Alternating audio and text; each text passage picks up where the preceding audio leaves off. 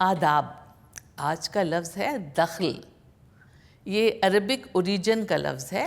دخل کے معنی ہے اندر آنا، مگر یہ لفظ بہت سے مفہوم یعنی سینسز میں استعمال ہوتا ہے، جیسے انٹرفیئرنس، میڈلنگ یا انوالومنٹ ان این افیئر اور میٹر.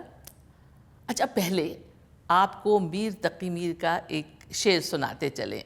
بہت مشہور شعر ہے کہ یہاں کے سپید و سیاہ میں ہم کو دخل جو ہے سو اتنا ہے، رات کو رو رو صبح کیا اور دن کو جوں توں شام کیا. سپید و سیاہ اردو کا ایک ایکسپریشن ہے جس کے معنی ہے اچھے برے سب کام یا معاملات. میر کہتے ہیں کہ دنیا کے سب اچھے برے معاملات میں ہمارا بس اتنا ہی دخل ہے، یعنی انوالومنٹ ہے، کہ روتے روتے رات کٹتی ہے اور صبح ہوتی ہے اور کسی نہ کسی طرح دن بھی گزر ہی جاتا ہے. اور دخل لفظ بول چال میں کچھ اس طرح آتا ہے جیسے بچوں سے کہتے ہیں کہ تم بڑوں کی باتوں میں دخل مت دو، یعنی انٹرفیئر مت کرو، یا تم اس معاملے میں کوئی دخل مت دینا ورنہ بہت مشکل میں پڑ جاؤ گے. اور اس بات کو یوں بھی کہہ سکتے ہیں کہ تم اس معاملے میں دخل اندازی مت کرنا.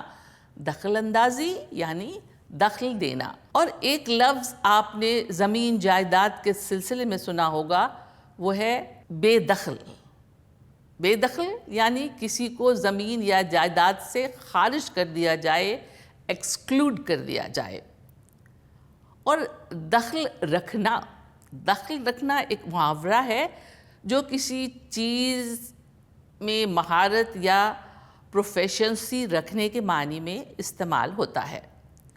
جیسے وہ بہت اچھی افسانہ نگار ہیں، رائٹر ہیں، اور کلاسیکی موسیقی میں بھی دخل رکھتی ہیں، یعنی انہیں اس کا بھی شوق ہے. اور اسی لفظ دخل سے داخل بنا ہے، جیسے اسکول میں یا ہاسپٹل میں داخل ہونا یا ایڈمیشن لینا. اور جیسے کہتے ہیں کہ اپنے گھر میں داخل ہوتے ہی ایک سکون کا احساس ہوتا ہے. اور اسی لفظ سے داخلہ بنا ہے، یعنی اندر جانا، انٹر ہونا.